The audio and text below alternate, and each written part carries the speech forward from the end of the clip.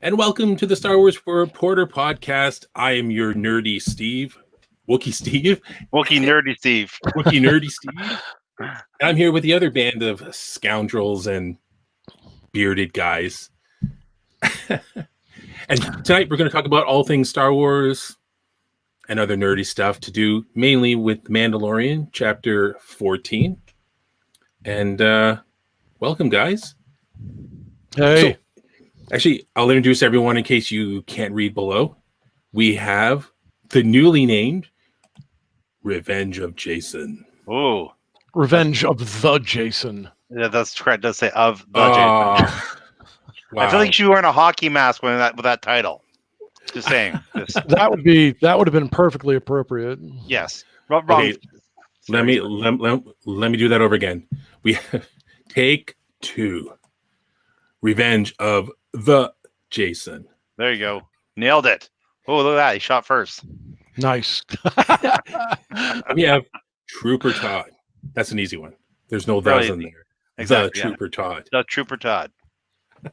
The TTT. Triple T. Is it Clone Trooper Todd though? No, Or it wouldn't be there a more clone than one? trooper. No. I'm Okay. my own being, sort of thing. I'm not one of many. Nobody can clone this. So, No one wants to clone that. What are you talking about? that's exactly it. That's what my wife said. There's two of them. No way. I don't know, dude. I've seen a picture of your son. I think you did clone you. So Well, don't tell him that. Or actually, maybe do tell him. Because nothing drives my kids nuts when people tell them they look like me. Drives them nuts. Dude, the first time on Facebook I saw a picture of your son, I was like, holy crap, that's Todd when we were kids. I was blown away. Yeah, It was crazy. It happened the other day where somebody's driving by and said, "Oh, your son's so tall now. He looks just like you." Oh, I told him because I didn't want to make him mad. Even my daughter says, "Yo, you look a lot like your dad." She gets so mad because I say it all the time. My daughter looks like my sister when she was a teen, like when she's 16. Like a lot of similarities. It drives her nuts. She likes to think she looks like her mom's side of the family, but she doesn't. That's so nice.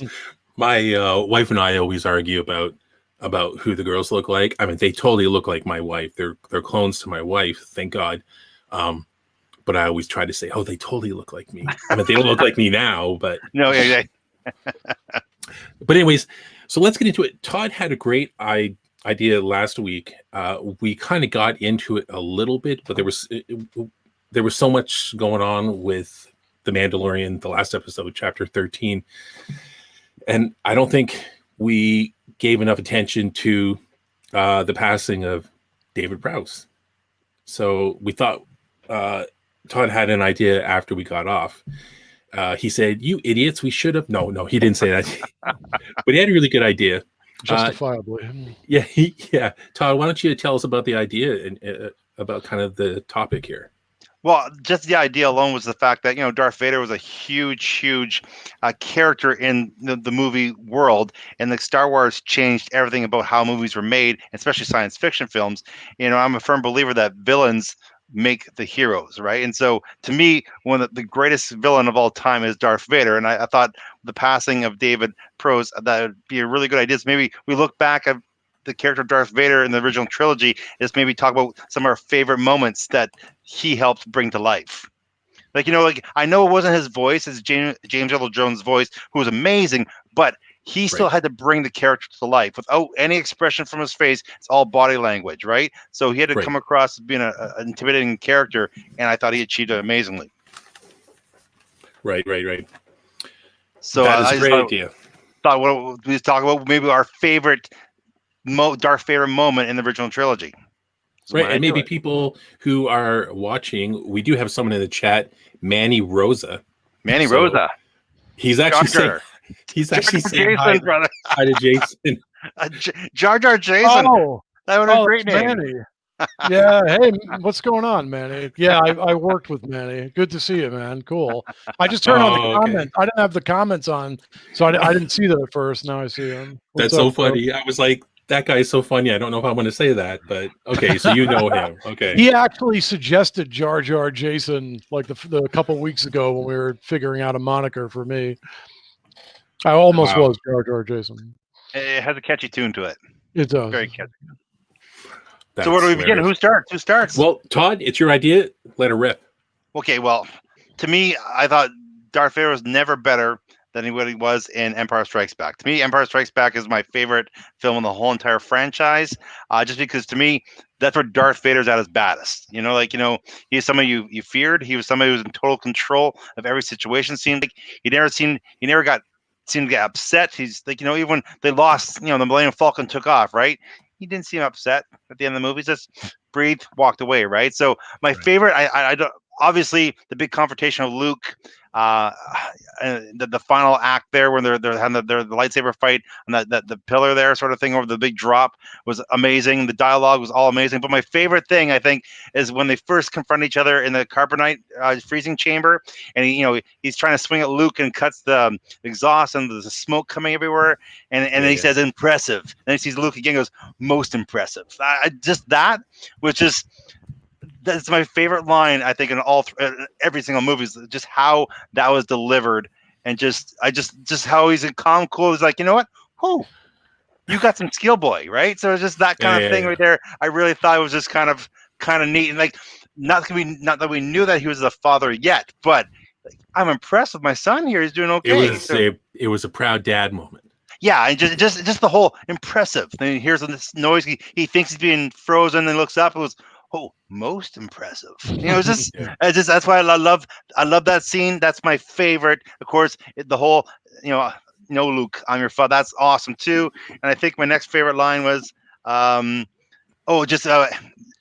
the guy falls down dead. Apology accepted, Emerald Piet. Those are my three favorite things from Star Wars and Darth Vader's interaction. Again, the actor David just didn't have anything to do except for move his hands and his neck and just all that. So just calm, cool, and just never seemed to panic. Just always a pillar of evil and destruction, someone to be feared. I loved it. Yes. Hopefully I didn't take your guys' idea. So that's my top three. Jason and I are just going to say ditto. Yeah, you pretty much could though. I mean that's awesome. If I can jump in on my thoughts. Go ahead. And really to sort of just expand on that, and Todd kind of brought this up actually right before we started the segment. To the difference, what I loved was the difference from A New Hope to Empire Strikes Back, which is very interesting, is he seemed far more powerful in The Empire Strikes Back, for ironically acting much calmer, like as Todd, you kind of pointed that out. And there was a concerted effort by both David Prowse and James Earl Jones with his voice, both in body motion and voice. They decided that where in A New Hope he's pissed off and blah blah blah and kind of off the handle, which actually lines up well now with how the prequels, how the whole story went. He was still a little bit more freshly Vader and kind of and freaked out. And they thought by The Empire Strikes Back, and since he was more in command and with experience and all that he calmed down more, with the experience, and had more of a handle on himself and on all the situations. So that was something that I always noticed and really appreciated, was how he was far more powerful by actually being less demonstrative. And then even getting to exactly the scene, I mean, it's hard to beat even what Todd just brought up with, the whole sequence with Luke. And what I really liked about it was how he was like just testing him, almost toying with him, just to test his abilities. And through like a lot of that fight, just to see in the beginning, and then that switch when he just turned it on and and blasted Luke out like with the wind. And then I'll never ever forget, like as a kid even, which was like, oh my God, because he was calm for most of the movie. When Luke, they had the fight and Luke fell and they got separated and Luke was on the catwalk. Well, before he was in the catwalk, and he's just walking down that corridor and Vader just takes a slice like out of nowhere. Yeah. And then you're like, whoa. And then he just poured it on and he's swinging and he just backs Luke up all the way on that catwalk, takes his hand out. It was like, whoa. So it was that, the dynamic of the calm testing him Vader, and then Vader's like, all right, enough playing around, and he turns it on. Especially when Luke got him in the shoulder, right? There's a one that hit on the shoulder, he's like, "Ugh!" And then he was just mad. He Right? gets He was really like, mad. and it was just slicing the platform apart, right? Like he was all fine and it was all fun and games until I got tagged. Okay, know what? No more kid gloves are off. I'm gonna put you in your place. And you're exactly right, because it starts off one-handed, you know, in the carbonite chamber, right? Just one-handed. The second time, you know, no big deal. I'll throw some things at you. You're weak. Throws them out the window. And okay, now let's just get going. And then just that tag, it built up so nice, and the music, everything about that scene is so powerful. And of course, that exchange of dialogue, just wow, right? Exactly. Yeah, and that's a great catch too. Exactly, that he was just one hand in the beginning of that fight, and Luke's, you know, already for everything he's worth, and Vader's just no problem. And then and then when he turns it on, Vader's now gripping the saber both hands, and didn't last long after that either, right? When he went, he was over. Game on, it was over pretty fast. And which that's was where people say that, perfect dynamic. Like it was the right amount of, all right, Luke sort of almost holding his own, like maybe he would, and then once Vader said, "Nah," it was perfect. Yeah, it was perfectly done. Go ahead, Steve. Well, no. Speaking to that point, you know, people always, you know, the argument about Rey being so instantly powerful with the lightsaber, et cetera, and they'll compare Luke. Well, Luke fought Darth Vader in The Empire Strikes Back with very little training. Sure, he did, but Vader wasn't trying to kill him. Exactly. Vader was trying to capture him. And it wasn't until years later, especially when I got into training with swords like German longsword and Italian rapier and all this kind of stuff, I realized, I'm like, he's one-handed. I never realized that as a kid. He's one-handed. He's basically just using some fencing techniques, some lazy fencing techniques to push his lightsaber away. And he's just kind of testing him. He's like, oh, I wonder what's in him, and toying with him. And then, you know, when Luke thinks he's doing well, he's just leading him to the carbon freeze, right? So I thought that was all really interesting. But you're right. Once Luke started giving him a little bit of trouble, two hands, once he got hit in the shoulder, that was it. He's like, all right, hand gone. Let's go. I'm your father. We're taking over the galaxy. I just remember as a kid, and I've said this before, in A New Hope, when he came through that, you know, the door, that opening scene in A New Hope scared me to death, right? And then next time you see him, he's choking someone. Like, it's crazy, right? As a kid, I was like 6. And Empire Strikes Back, it all kind of changed, because then it was more of a stressful fear, because he's going to kill Luke, and, you know, I'm not understanding what's going on, and he's Luke's father. And, you know, what a great, as much as people like to think that Vader is maybe kind of a two-dimensional villain, you know, I don't think so. We don't think so here. And I think what really, for me, which kind of made him such a great character as well in Return of the Jedi, you know, one of the scenes that always makes goosebumps jumps up on me is when him and Luke are fighting and Luke is hiding from him. He's like, I find that part really funny when Vader's looking for him and he's like, you can't hide or whatever. And Luke's like, I won't fight you. I will not fight you. Okay, shut your face. That's not how you play hide and seek. I always laugh when that happens now, because it reminds me of playing hide and seek with my oldest when she was like 4. You know, she played hide and seek. And sometimes you're just so tired. You're like, okay, go hide. I'll come find you. And then she's like, okay, I'm ready. And you're like, are you in your bedroom? You're just yelling it. She'd be like, no. Are you in the kitchen? No. And then I'm like, you in the bathroom? Yeah. And then she'd come running out. That was lazy. And I just always reminds me of that when Vader's looking for Luke and he's like, I'm not going to fight you. And he's like, oh, over here. And then so that scene where he's like, oh, you know, when Vader realizes he has a sister and he's like, well, I'll train her instead. And that whole scene where Luke goes all dark side, and that whole scene and Vader's going back gives me goosebumps to this day. And I know it wasn't Prowse at the end, but my wife always points this out. It always hits her, right? And she's the furthest thing from a nerd or Star Wars nerd. When Luke takes the helmet off and he gets that look and he sees him with his own eyes. Yeah. And he has that gleam and that kind of smile. And my wife, one time, she's just beside me. She goes, "Ah, he loves his son." I was like, "What?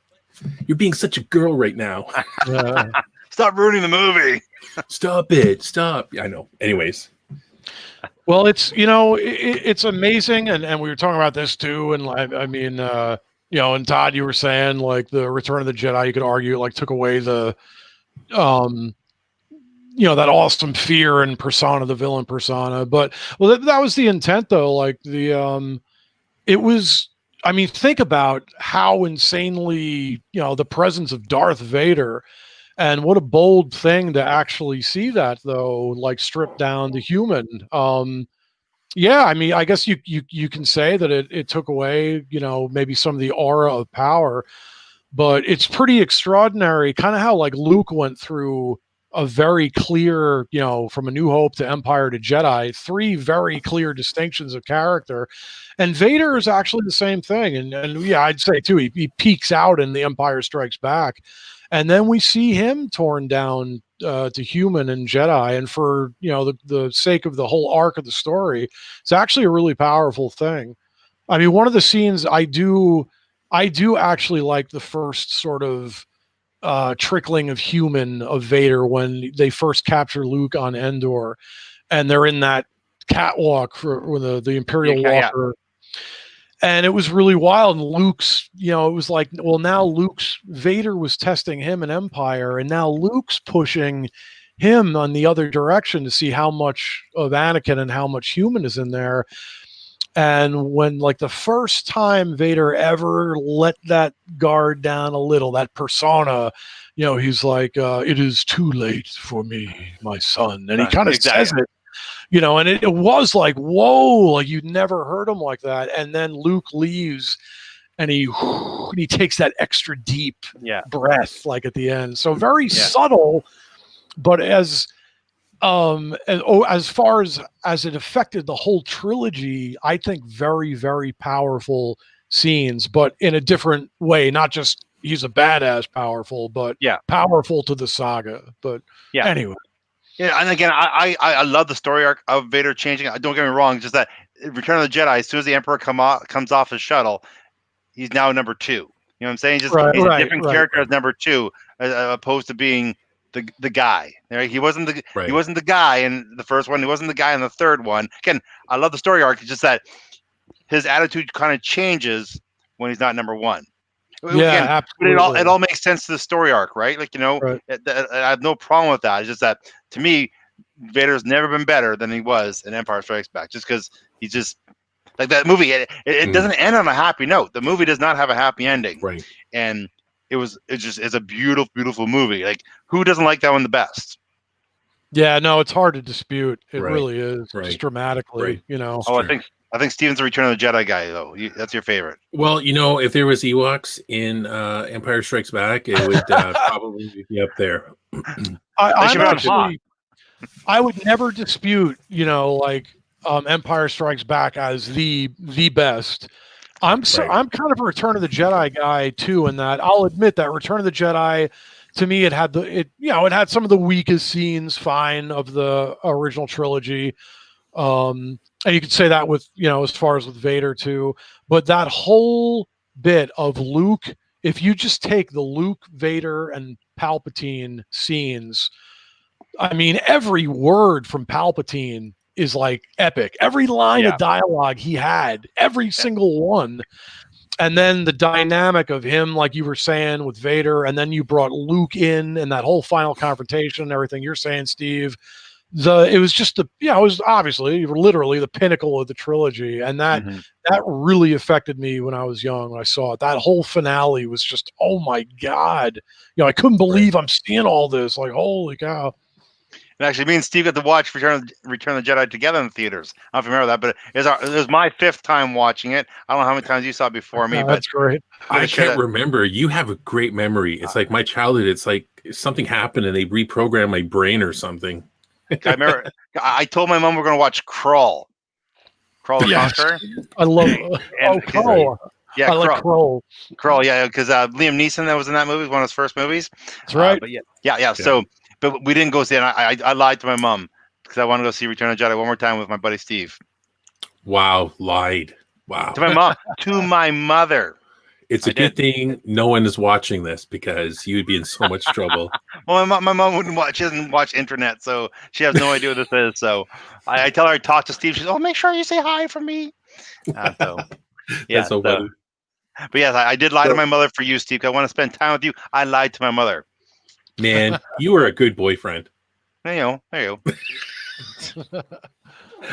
Hey, so before we move on to our other subject tonight, just want to remind everyone that please follow us on social media, Facebook, Instagram, Twitter, and of course, if you would subscribe to this channel, you'll get notifications of every time we get to do this and hear our dumb stories and our memories from a million years ago, which is awesome. But anyways, so Mandalorian Chapter 14. Yes. Like, where to begin? Where do you begin?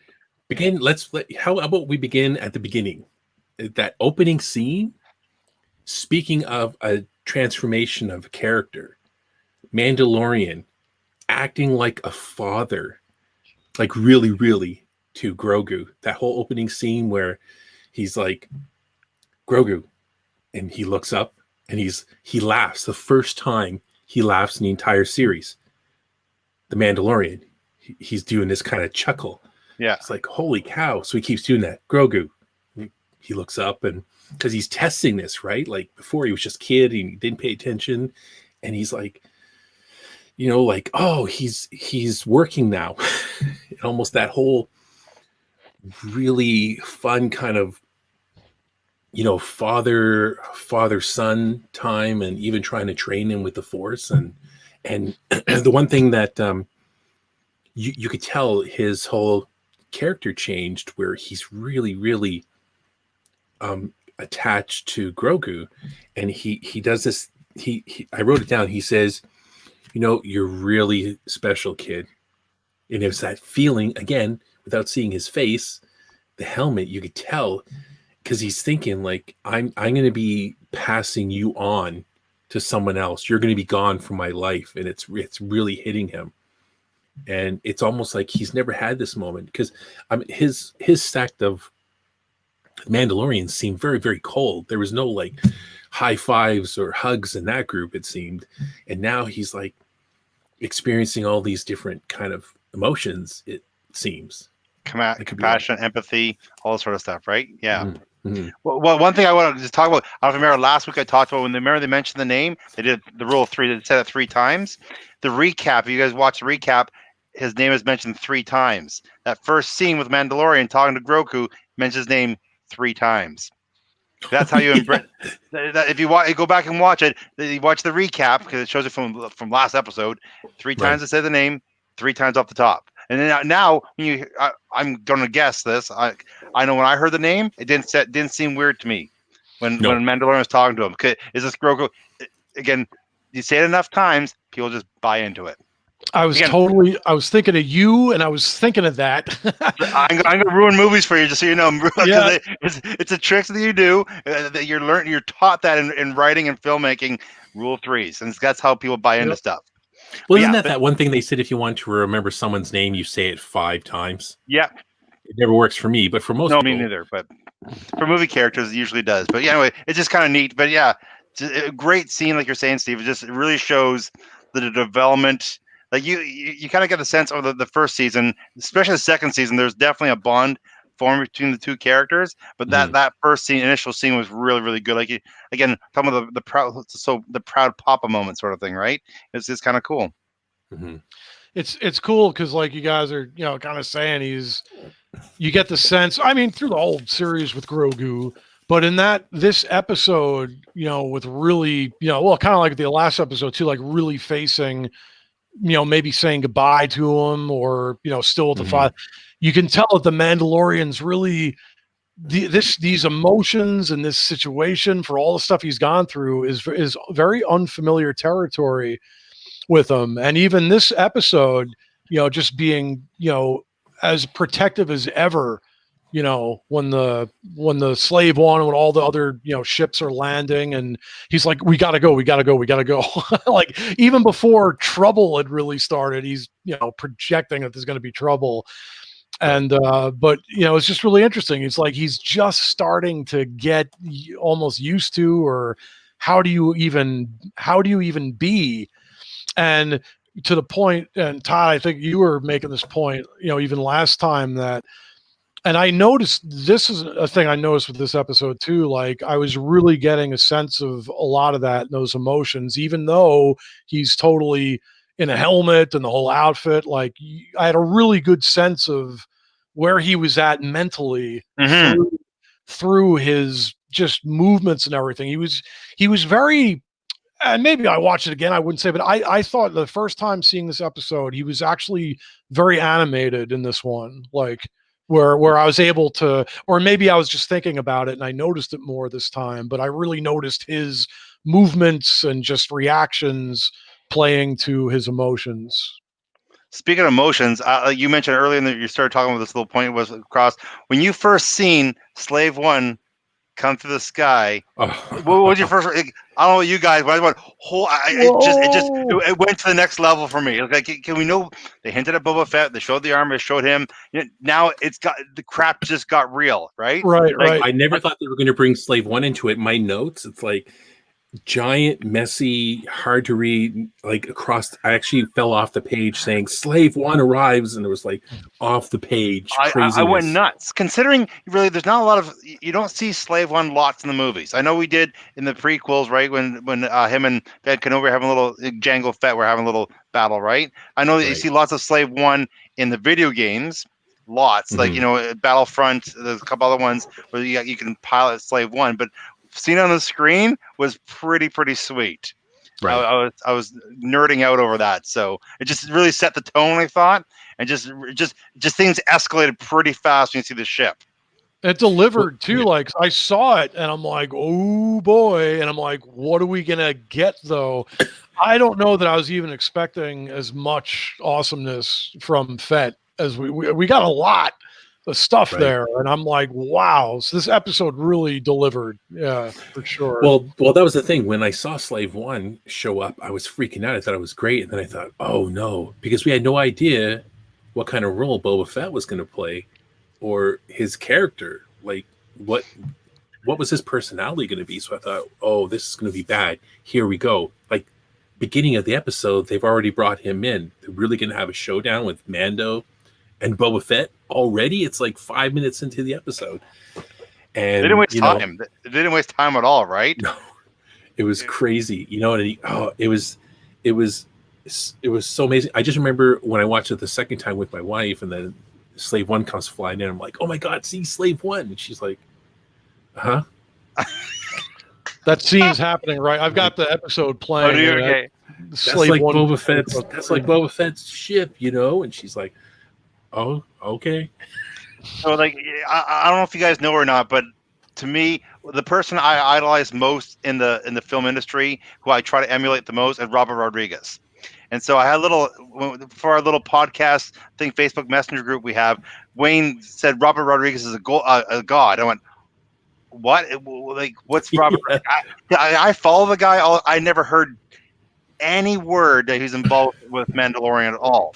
And when I found, like, I heard this, I didn't research it. I just watched the episode. But watching the episode, I could tell pretty quick into it that it had his trademark all over it. Just even when he brought Baby Yoda up to the rock and placed him on it, just the sequences and how he shoots things. He always overshoot, not overshoot, but he always shoots things from so many different angles, and most of the series hasn't done that before, and it's just I just really pick up when as soon as the stormtroopers hit the ground and the action started, you can definitely tell it's like watching Desperado, except shooting up in a bar. They're shooting up on the outside in the rocks. It was so awesome, like just so much stuff was over the top, and I'm a huge fan of what that guy does, and just for me, maybe that overshadows everything else. But this is why what is one of my favorite episodes of all time. Like you had a lot of gunplay. Like how many times do you see that much gunplay in an episode, right? Yeah, it was so much. That was a lot. It was a lot, and it was. I find too. It's kind of there's a lot of humor in every episode now, and I'm not really sure of the director's style, but it's like when Mando they first get to, as he calls it, the magic rock, and puts Grogu on it, and it's just so funny. The interaction is like, okay, like now Go, do it, go, like, you know what I mean? And I just thought that, so like the magic rock right here, right? And I just thought it was so funny, and then eventually Grogu figures it out, right? So it's this whole meditation. I thought that was such a really cool scene, and it was after this that Slave One showed up, right? Yeah. And then you're like, oh no, Slave One showed up first. He left, I believe, and that's when it went up because he wasn't watching. Oh, right. So the barrier went up when he wasn't watching, Right. and so I think Slave One came, he went, and then all of a sudden it came up. If I'm correct, I've only seen the episode once, but I'm pretty sure that's how it happened. Because he didn't know what happened when he came back to him. He goes, "Come on, kid, we gotta go." And of course, then he's just. And then there was that big shield, and so when they meet, when he confronts, Boba Fett comes to him, and then they have that kind of sit down, or the beginning of the negotiation. Sorry, the beginning of the negotiation is like, I'll put my gun away, you take your jetpack off. And looking back on the episode, I know why he had him take the jetpack off. Before I thought, it's because it's probably a pretty useful item. But it was to play out him running up and down the hill 2 times and losing Grogu, right? Like, isn't that it? Because I just remember thinking, shouldn't he just grab his jetpack and things will be a lot better? But anyways, I guess I'm jumping ahead on that one. But so yeah, that's the one thing. If I had complaints, I don't know why he made him take up the jetpack. I thought that was a little bit odd at first too. I think it was a tool for later, right? It was a tool because if Mando's down there fighting the stormtroopers, and now the Death Trooper's coming down, he just has to fly up, grab Grogu, and get out of Dodge. But now it's him hoofing it up a hill to get Grogu the first time, and then going back down the fight, and then coming back up to get Grogu. So my problem with this whole scenario is it's a convenient little plot point that doesn't need to happen, so that could happen. So I would like to have more of an explanation why that Boba Fett wanted him to take the jetpack off. I mean, maybe it was just it's a powerful thing, maybe, but or maybe he thought it's like because his jetpack has a rocket launcher. Maybe he thinks that his jetpack has a rocket launcher or weapons on it too. So he's disarming him. That's my guess. Is when I first watched, I thought he's disarming him, but I didn't know that Mando had any kind of weaponized thing on his jetpack. That's exactly what I was thinking the first time too. I was thinking of it in terms of like a weapon or a rocket on it or something. Like because it's the first thing he says, and I'm like, that's kind of an interesting threat because he's got a blaster, and he's worried about the jetpack. Right. So then during the meeting, we find out that Fennec from season 1 is not dead. Yep. I was actually shocked at that episode where now we know as Boba Fett arrives and she's in the sand. I thought, oh wow, she really is dead, right? Because she's not moving. But then, she shows off that she's got her stomach like fixed up like a droid or something like that. Cybernetic. Well, I guess it was a robotic hand, right? Same thing, I'm guessing, right? So it's kind of the same thing. So it's really interesting that they've kind of brought her back, or that she was saved, right? Like, it's kind of a change in character of Boba Fett, right? So I mean, let's get into that. The meeting when Boba Fett first starts talking to Mando, and they first start, discussing all this. He seems not very much like the no rules killer, no honor killer that he was portrayed in what little But- he was in the films or in the comics and books, right? But he had honor in the films because Darth Vader said no killing, so he said no killing, right? So like he played by the rules. I don't think he didn't double cross anybody in any of the films. He was known for shooting people in the back for no reason. So, Oh, I didn't but get with that from Darth the film. Vader, he was the one paying him, No right? disintegrations. Oh, this is Yes, exactly. Yes. Right. I find it really cool. The one thing that he says when they first meet, I had to write this down. When Boba Fett, one of the first lines he says to Mando is, "He's just a simple man making his way in the galaxy, like my father before me." And I was like, they mixed two quotes, right? Yeah, That's what Jango said to Obi-Wan in Attack of the Clones. Attack of the Clones. Yep. Yeah. He's like, if you're, I live I'm up just to a that. simple man. But then it feels like Luke Skywalker. I'm a Jedi, like my father before me. Yeah. Yeah. I caught that's right. I thought, did Filoni mix those two? That's so cool. So, Oh yeah. So what did you guys think of? I mean, it's great having Boba Fett there. Totally different character. You know what I mean? Like, he would evolve too, right? Obviously, spending time alone, escaping from a Sarlacc pit, might have changed someone's personality. Surviving in the desert, right? He was no longer a ruthless bounty hunter. I don't know why it took him so long to track down his armor. Or why he didn't take it earlier, but yeah, I was just reading about that. Someone said, he's even mentions Cobb in the episode. It's like, well, how come he just didn't go get it from him? And in the episode, when you see Boba Fett just missed Mando, right? The armor's gone and he's now walking away again. I'm pretty sure he was, Cobb was maybe within an inch of losing his life or losing the armor because he was tracking him down. The one thing I read about is they were saying that through injuries or through other reasons, he didn't want to confront Cobb in the town because then he'd have to fight everyone. Right. That makes So sense. Fennec, he was trying to get to meet with Fennec so that she could use her sniper skills because he's always taking the helmet off, right? Right. She would kill him. He'd get the armor back. Everything is good. That's what someone had said, or someone had said there was one theory, maybe Cobb saved Boba Fett. He gave him the armor in payment. That's dumb because I don't think he would give it up when all he was doing was trying to track it down. But it just took him this time to do that. I thought I could be mistaken because, I mean, the episode has Boba Fett as such an unbelievable badass, which is so cool to see.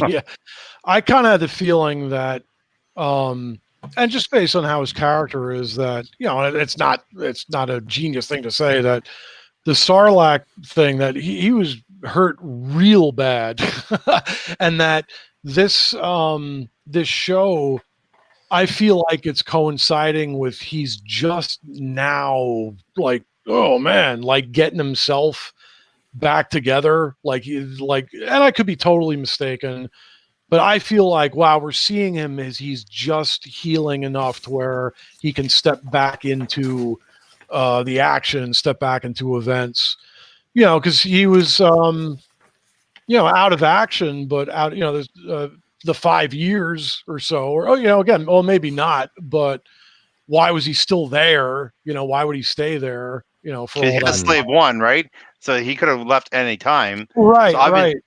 So obviously, sorry, Jason, I didn't mean to cut you off. No, it's okay, but yeah, it's just as if he's been healing all this time, like maybe spent the first 3 years or something laid out somewhere, just trying to heal, and then you see his physical appearance. He's obviously, poisoned or whatever, or the acid from the Sarlacc pit, whatever.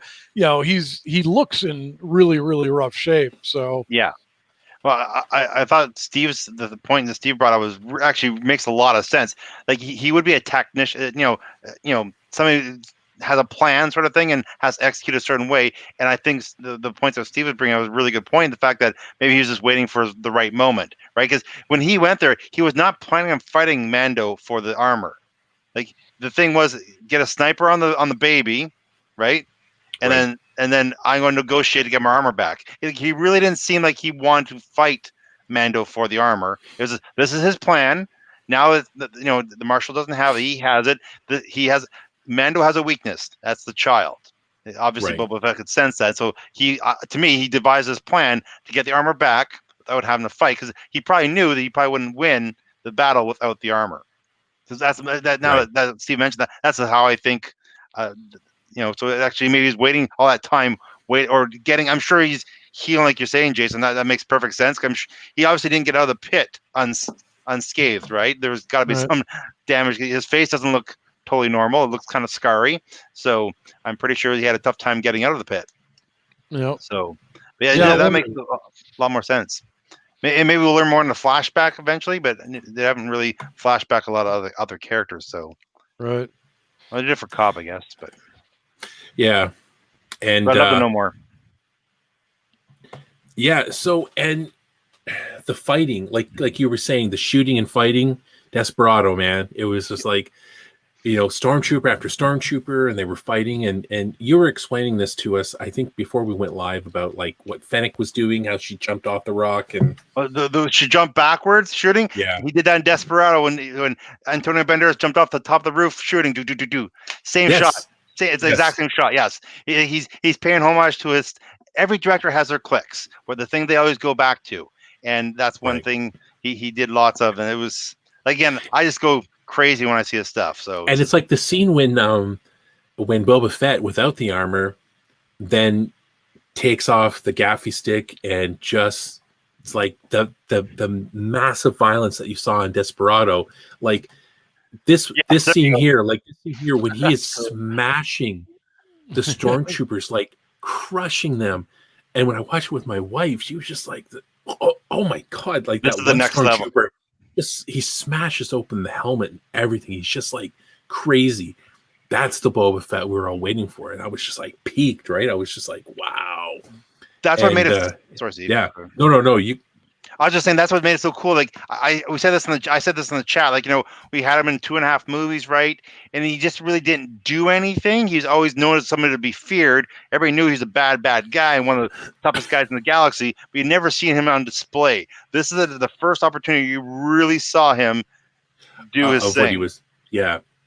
And actually, Tamir Morrison did an interview with the New York Times about his role that just released. I think it was today.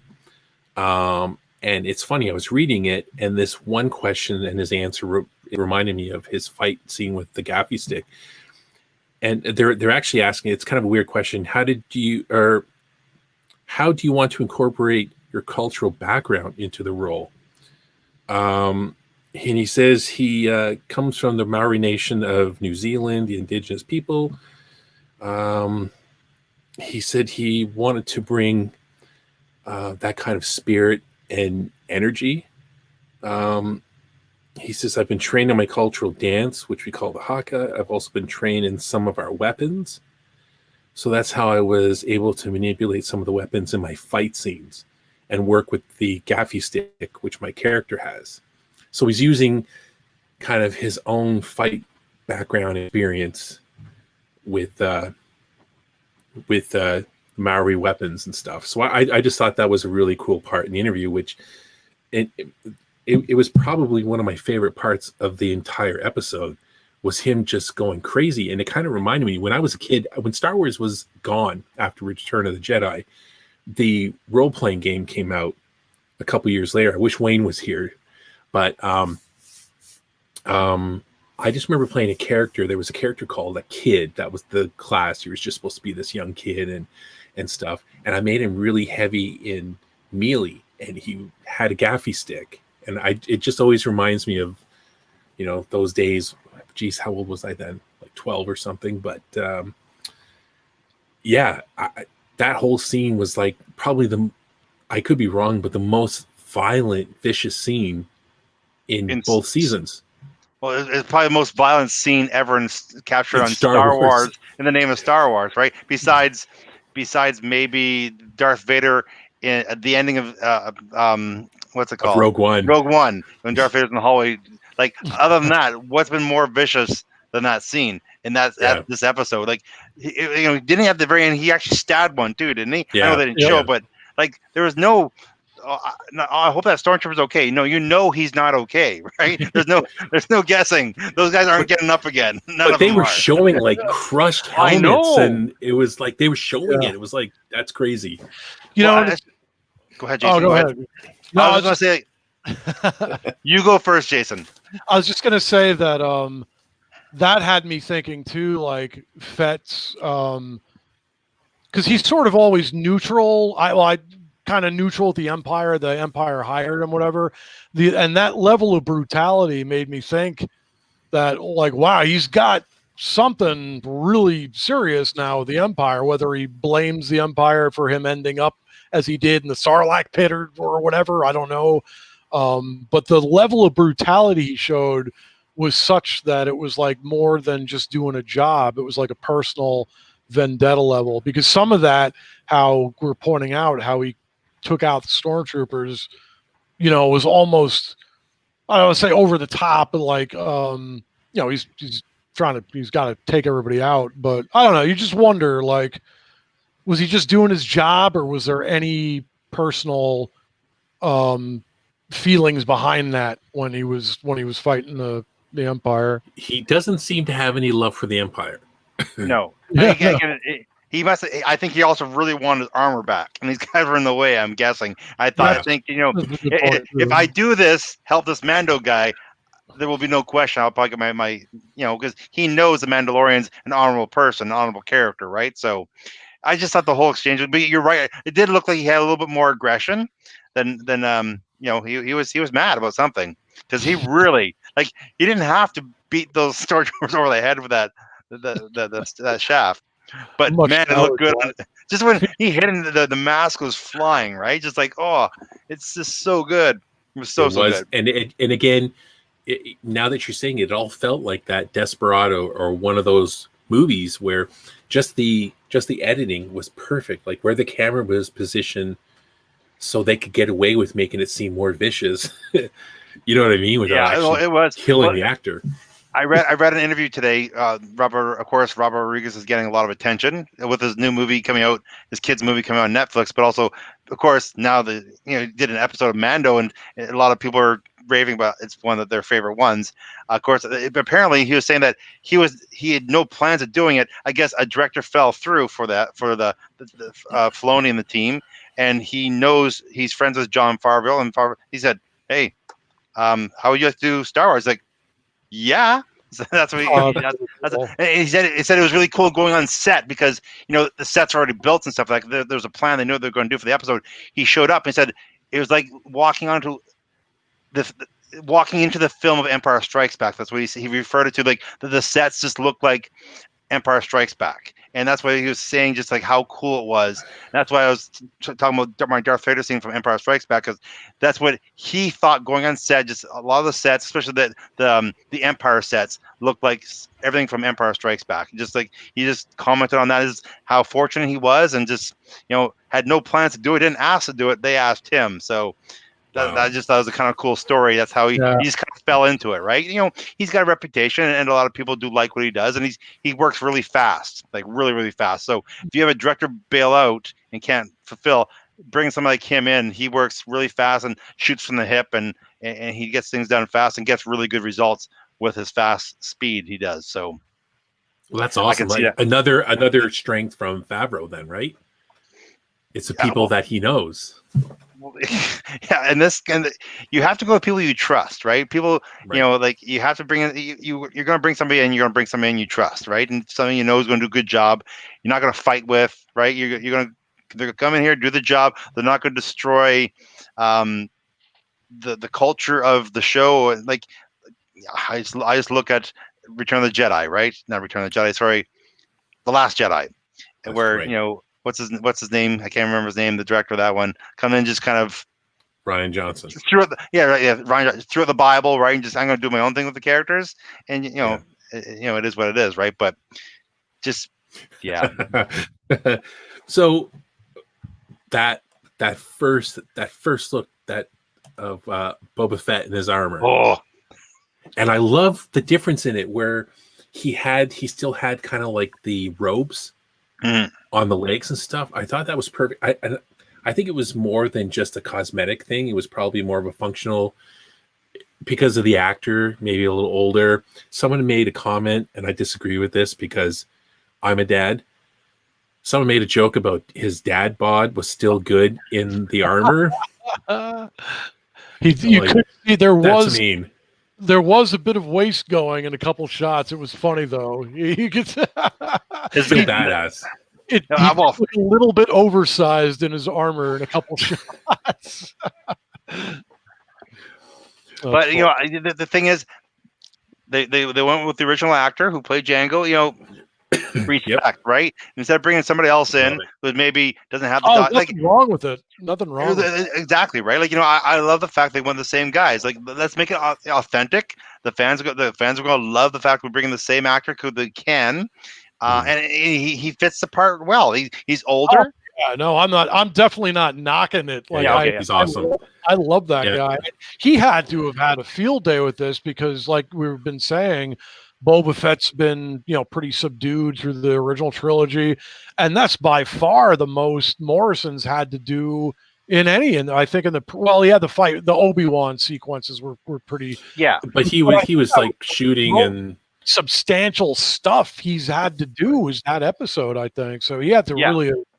But he's great. He's fantastic. As Fett, as the clone trooper, just. He's been great, absolutely. Yeah. What do you think of the look? Like, what was that? He just, you knew he was going to take it when he was looking at the Razor Crest. Oh, it's in there, and he shows up. And I like I said, I love the whole where he kept the robes. But he always had robes on. Boba Fett always had robes. The action figure I have up here, he's got like little robes off the side of him. Like Boba Fett's always had kind of robes. Like I thought it was a cape or something. Well, it's like a cape. Let me see. I'm trying to find if it's on here right now. But kind of like around his legs and stuff. Where exactly. You don't see his legs. You can see it right. It's hard to see, but it actually has a cape down around his hip. It's around his hip. It goes down his back. So that's kind of what he's wearing anyway. Yeah, I kind of like where it's all wrapped around. I just his armor is beat to snot though. I wonder if he's gonna maybe touch up the paint a little bit. Well, he's not even fully armored like Mando. It's like Mando looks like he's cheating out there. It's like Boba Fett looks like a rugby player, and Mando looks like he plays in the NFL. Right, the two comparisons really. Well, Fennec was using him as a shield at one point when all the stormtroopers are overwhelming them. I'm like, yeah, it's true. He's kind of cheating. It's like it's that OP character. Everyone's like, oh, nerf that thing. Yeah, but I just. There's just so much about that. Then, of course, maybe you're waiting for this part, the Razor Crest, like that scene there. Like, okay. You see am I skipping ahead? Do you want to talk about something before? No. I just want to pull this up. As soon as this happened, you remember at the end of Episode 3 of Star Wars when Vader finds out that Padme's dead? Yeah. No. I know. I was like, wow. Oh, goodbye, Chris. Like, I saw the beam coming down. Going, what's the? It didn't even dawn on me that it would destroy the ship. Like, didn't even cross my mind. I see this thing coming down. Okay, what's it going to hit? I didn't know what. Then all of a sudden, it blew. I went, no way, the ship's gone. Like, it's season 2, and they destroyed the ship. It's like it had just survived all that stuff. I know, too. I know, right? He's gotta be so cheesed, right? Like, you gotta think, like, holy crap! Like, they didn't blow up the Millennium Falcon ever. Now it's not the Millennium Falcon. I know that. Falcon. I love that ship though, even though it was even a bigger piece of junk. Oh man, I can't. It's a game changer now. It's a game changer. I just remember when they were shooting from orbit, I thought, oh, okay. And I kind of said that with my wife there. I'm like, oh, they're going to start pummeling them from orbit now. Nope. After the ship. Yeah. And then it was only because they didn't do it before, because they never had one of those Death Star or Star Destroyer. A Star Destroyer handy, right? So he was always gone by the time that they came. So you could imagine that would have happened a lot earlier. But yeah, just when Boba Fett jumps in Slave One and falls, the shock. So the shock troopers. What were they? Those robots? the death troopers. I didn't These like the way guys. I didn't like the way they look. I don't know why I don't like the way they look, but I don't like the way they look. They're very Iron Man-ish. Yeah, I guess so. I don't Iron know. Man, like Jon Favreau Iron Man. Yeah, I just wanted them to look more like stormtroopers. I guess. I don't know. Right. They looked so robotic. Anyway, I'm not sure. They might be like in the comic. I'm not sure. They are. They're androids, actually, aren't they? Weren't they robots? Those weren't guys. Yeah, like droids or something. Those are. I think those are robots. Like They are. I think they're droids. I don't know if there's anything human about them, but I like that. But when he's following up in Slave One, and then when he says, what did Boba Fett? He said something. They're back. Like when he said the Empire's back. They're back. Like that was. I was like, oh, to me, like, you're talking about Jason. How last week you're talking about they're building something big. Like yes, that's huge, isn't it? Like they're back. Yes. And I was like, waiting for that us to talk about that. I'm sorry, I stole your thunder. No, I don't mean it's fine. It's fine. I just mean, but exactly like what we were just talking about last week.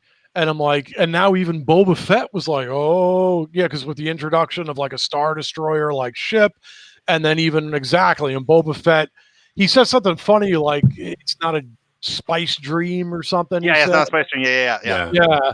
And then I'm like, wow, because Boba Fett just reacted kind of like surprised himself that much of an Imperial presence. And once again, we got there's a huge Imperial ship, and there's that female officer aboard it with Gideon and the saber and all that. And I'm like, once again, they're hammering home a strong Imperial presence. We had all the stormtroopers with the 2 lander ships. I'm like, there's every episode of this show is showing some different Imperial installation that still exists. And now they talked about the starships, that other the villain last week, where she was part of creating, part of the shipyards or whatever. Right. I'm like, they're building up the Imperials. Like, there's a lot going on, and then of course Thrawn. There's got to be something epic with the Imperial. Like, I don't know. There's got to be. There's too much of an Imperial presence for the Star Wars, whether it's this show or the movies.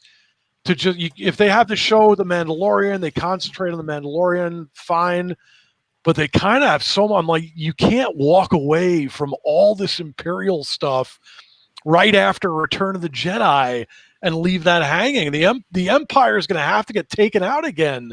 Like, they're going to have, to me, they're going to have to address the destruction of Thrawn and all these ships and all these troopers. Like, they're going to have to do something about it before they get back to power again, right? Like, you got to stop them before they become the First Order, right? Like, obviously they got to do something. Like, and it's just like, again, we talked about this before about how they're trying to build it. Like, I think they're building something big. Like, they're introducing all these little sub characters.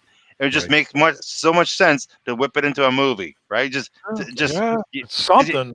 You're not going to start from scratch. You know all the characters already. You like these characters already. They're established already. Let's just jump into it and kick off another trilogy. Who knows, right? But But we did miss one point when the Death Troopers came to get Grogu. Who has been reaching out to the galaxy to find a Jedi to train him. And he kind of like finished and he passed out, sort of. And then the Death Troopers come down. And the whole time I'm like, oh, that's okay. Mando, without his jetpack, is going to hoof it back up the hill and save the day. And he doesn't save the day. The Empire, whatever you want to call them, they have Grogu. Like, for sure, they're gone. They like light sped out of there, and that was the ending sequence. And then what did they say about Grogu? There was a word specifically what they're going to need Grogu for. Do you guys recall? A donor. Yes. They said donor. Is that the word they used? Donor? There you go. They need his blood, right? That's what they were doing. Right, yes. They're siphonning his blood. And saving his blood. And that was an interesting part. And the speculation was across the internet is, who did Grogu find, if anyone, out there, right? So all the names come up, right? Like Ezra, Mace Windu, Luke Skywalker.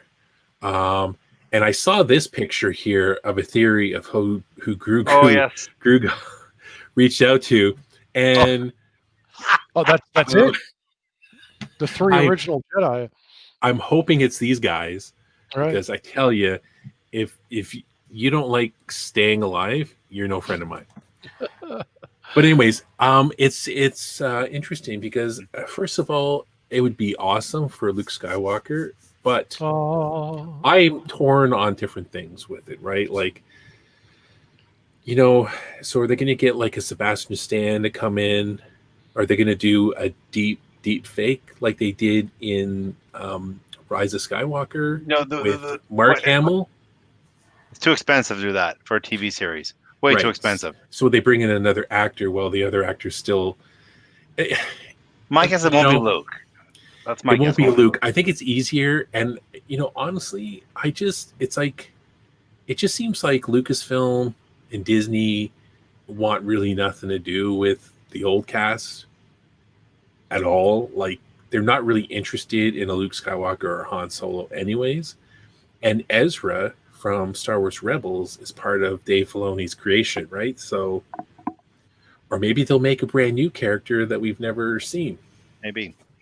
But, speaking of the whole entire last scene, how cool is that to see Baby Yoda, Grogu, beating up on the stormtroopers? The two stormtroopers. He was like force choking them. He was force choking them. Just throwing them against the walls. Pretty evil what he was doing. Well, he's defensive. He's a human. He's a creature trying to self-defense. Like, obviously those things were a threat to him. But it seems like that there was a history between him and Gideon, because he was like, "Oh, you're getting good at that," and he's like, "Babe," it was creepy baby talking to him, showing him the lights, the dark saber. But it seems like Gideon, maybe the reason why Grogu is afraid of using his power, like Ahsoka said, because he was trying to hide it. But maybe it's because he was being trained by people like Gideon to use it for bad stuff. And I remember reading somewhere the Yoda species, whatever they are incorruptible. I could be wrong, but they're not corruptible like by the dark side. There's something innate in them that makes them not. I could be wrong where I read that, and it doesn't matter anymore because EU doesn't exist, sort of, unless they need it. But it just seems like there was something between him and Gideon, that they knew each other, that they were training him somehow. Maybe Gideon was the one that took him from the Jedi Temple, because how did he get out? It's possible. I didn't get that sense from watching. I just thought it was because he had him in his clutches again, because he had him the first time, right? Although he wasn't there and present, but he had him. I didn't get that sense, but now you're shining a light on a really good possible theory. Well, Ahsoka even said that someone had taken him from the Jedi Temple, and then things get really dark, or something like that. Yeah. And it was like, like, what does she mean by that? Or what did he tell her? Gideon was especially pleased, like, in a way that wasn't just, we got the job done, we got him. Like, he was just giddy almost, like, to get him. Like, and I'm like, man, what do they have going on with Grogu? And then he said the donor line, and I was like, oh, man, like, what is this? What is this leading to? Like, I don't know. It was pretty crazy. I'm looking forward to seeing it. It's hard because it's hard because the show keeps building up, right? Like, I talked about a couple episodes of the first season where they didn't have any character development. Now there's character development out the wazoo, right? Like, I'm going, how do they top this episode? You know what I'm saying? Like, it's getting to the point where it's getting more intense, more, it keeps up in the stakes which is awesome, which gets viewers hooked. Yet up the stakes, right? And it's getting pretty serious. Well, this is probably the biggest stakes that they've had, right? Grogu is taken. He's lost his ship. Like, things are dire. This is like They're Empire breaking Strikes Back, right? This is like things are bad. Going back, when the ship's destroyed and Mando's searching through kind of the ashes. And then he finds that Beskar spear and stuff. I have a really sneaky suspicion that that's probably going to be a nice tool that he's going to use against Gideon with the Darksaber, right? Because Beskar and lightsabers, so just like Ahsoka. But someone made a good question about the ship is destroyed. So does that mean that sweet rifle of his is gone? Mm. He didn't find in the rubble. The only thing he found was a ball and that spear. Right. Right. That's the only thing he found. So my guess is that the rifle's gone. Yeah. Now, the other thing I really liked was when Boba Fett's like proving to Mando, like, look, this is my armor and stuff. And I guess this was the other big giant thing, was that it cleared it all up. Because back in the day, Boba Fett was a Mandalorian. Then the Clone Wars come along, and then Jango was not a Mandalorian. So now he's cleared it up. Now they've brought it back around to where he was a foundling. So it's like when he showed that the family line here, smart people online translated the Mandalorian language. And you see, foundling took into the year of Concord Dawn. That's when was Jango was fighting. Right. And then it says mentor, jest, father, Fett, Boba Fett. That's really cool what they did there. I was going BF foe. I was like, what? It's up and down. I couldn't figure out anything. Now, you know how stupid I feel right now? It's like, oh, there it is. I was always terrible at word. Just full disclosure, I was terrible at word searches. You know those word searches you have to do in school? I'm terrible at them. So therefore, that's like a word search. I was like, I'm picking up words here and there, and that makes much more sense now. Thank you, guys. That's so I didn't even occur to me to translate that. So then the whole switch in Boba Fett's character, like what we were talking about earlier, right? So it's all said and done. Him and Fennec are watching Mando's search to find his gear, his underwear, all this kind of stuff. And then he has this talk. He's like, here, you see, look, this is the proof, this is my armor, and now I'm indebted. I'm going to help you find your child. Yeah. And I was like, good guy Boba Fett. They're going to be in Slave One now, traveling. And here is my theory. And someone that probably had said online, maybe Boba Fett's going to die by the end of the season. And that's going to be Mando's new ship. I actually thought of that. Even was he going to end up with the Slave One somehow? That's funny because that's exactly what I was thinking too. Like with the ship gone, going okay, somehow, some way, he's going to get Slave One. What other ship he's going to get, right? Just makes sense. I just thought maybe there was like an old shipyard with a better condition Razor Crest, which is basically like a Republic Trooper drop ship. It looks like right? Yeah, from the prequels. So that's how old that thing is. But yeah, it's kind of looking that way, right? Like they're gonna, in the next 2 episodes or sometime next season, Boba Fett's going to die, and he's going to be like, look, I redeemed himself, and blah, blah, blah, which would be kind of bittersweet, right? After, like, how many years? Okay, yeah, exactly. It was like 5 years in the show to where he wasn't with his armor. But really, Return of the Jedi was the last time Boba Fett was in his armor, which was, what, like 30 years ago or whatever it was? Yeah. So it's really kind of cool, but... And then have him punked off again to give Mando his ship. Well, he is not dead yet. Maybe Mando will do something to earn the ship. They haven't killed off a lot of big characters yet. That's true. Except for Michael Biehn. Michael Biehn. Yeah, that's really, yeah. But this Friday, who knows what's going to happen this Friday? It's pretty exciting. Like, Boba Fett and Mando going after the wow. Like, it's crazy. Like, I couldn't believe it when Grogu was actually taken. Like, that's it. Like, this is the most dire thing going. And Mando seemed kind of like just depressed about the whole thing, right? Like, well, he's gone. Like, no, we're going to help you find him. And, like your ships, like he's so helpless. He doesn't even have the Mandalorians to help him. But if any Jedi were alerted if any Jedi were alerted, where would they actually go? Would they go to that mountain, or would they know like through the Force to feel where Grogu actually is?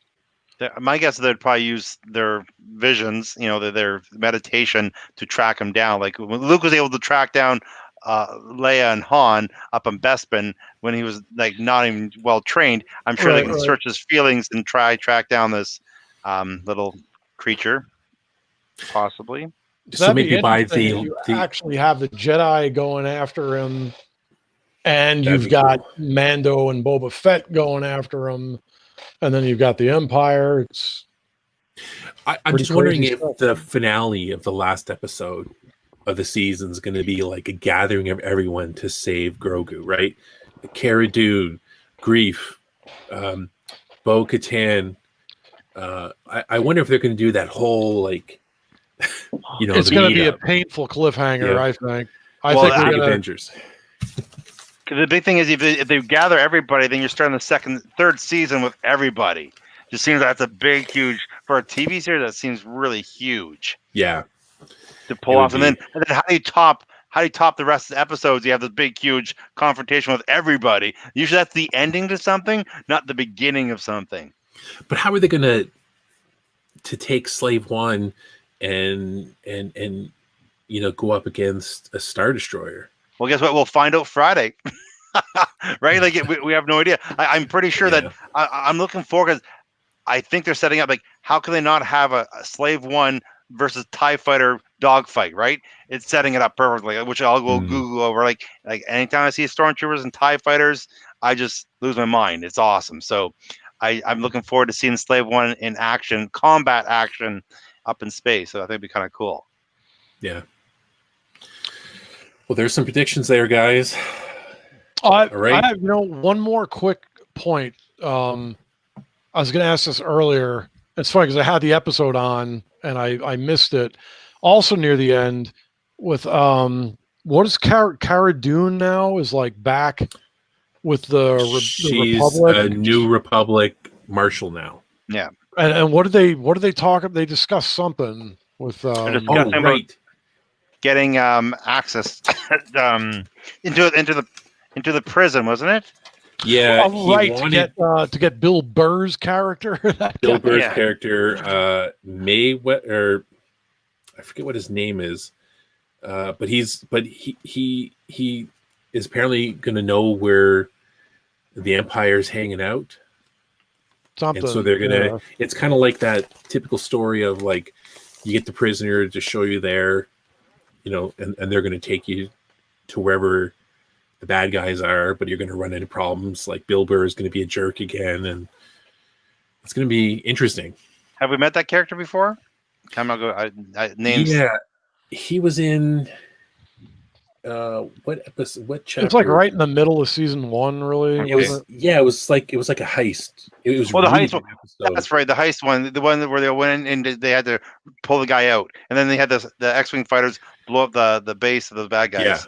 Yeah. It was very creepy episode. Like they were all such. They were so bad, and I was watching it with my wife, and how they were treating and like pretending they're going to drop.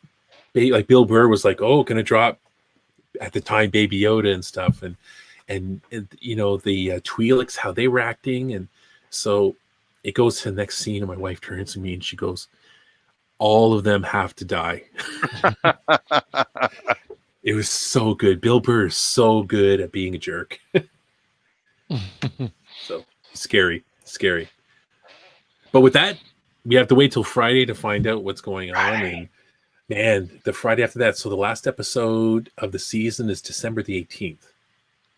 And then that's it for whenever. I know that they're filming the next season already. I know that they've already been filming for the third season, I think. Oh, good. So we won't have to wait over a year or whatever it was. So hopefully we can get a lot sooner. But I'm looking forward to it. I just don't know how they're going to fix all this. Like I know the Star Wars universe, is going to be all cleaned up nicely, but who knows? It's getting pretty messy right now. Yeah, it'd be really interesting if they didn't get Grogu back until season 3. That would be like That's what I think is going to happen. Actually, yeah, I think that's going to be the cliffhanger.